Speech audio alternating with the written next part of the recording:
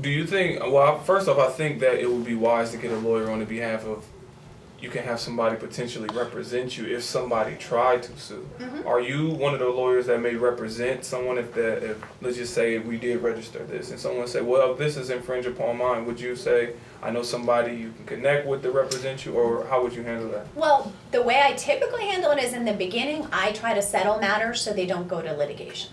So what I would do, like if you had someone send you a cease and desist letter, say, hey, stop using that logo, that's mine, you're infringing it, I would look at all the facts and do an analysis, and then I would counsel you and say, here's what I found, I think you're right, or I think you're wrong. So I would put together a response to that cease and desist letter that was accurate, and then I thought was going to be as protective of your rights as possible. And then I try to negotiate with the other side to enter into a settlement agreement if I thought we needed to. Or the letter might say something like, you know, your claims are totally off base, there's no infringement here, and here's why. And then I would give them case law and citations explaining why there isn't any infringement. How long do it usually take for something to get copywritten or trademarked or a business? Well, the Copyright Office screams and yells and says they're just underfunded, which is why it takes so long, but honestly, they're incredibly erratic. I mean, sometimes they take 10 months, sometimes they take a year at the Copyright Office. It used to be 6 months.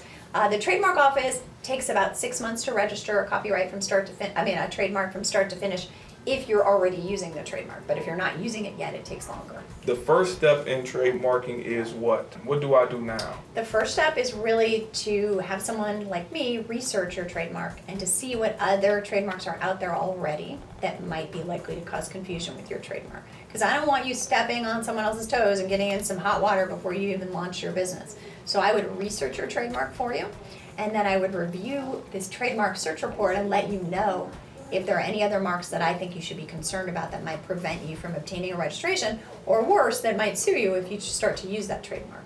And just, it's important to know that no trademark really is without risk unless you invent a word, and it's called an arbitrary or fanciful trademark, like Google. So those are the strongest kinds of trademarks you can have. It's a great trademark to have is when you make up some word that's not really a word. The last thing was, there was another artist, you've been seeing it with what's the game, Fortnite, that has been taking people's dances and putting it in the game and selling it, and now you have a lot of people that's saying, you took my dance. Is there a way for somebody to protect themselves with a dance move? Potentially there's a way to register a choreographic work with copyright protection. So you can have a work of choreography and protect a series of moves as a dance, as a copyright.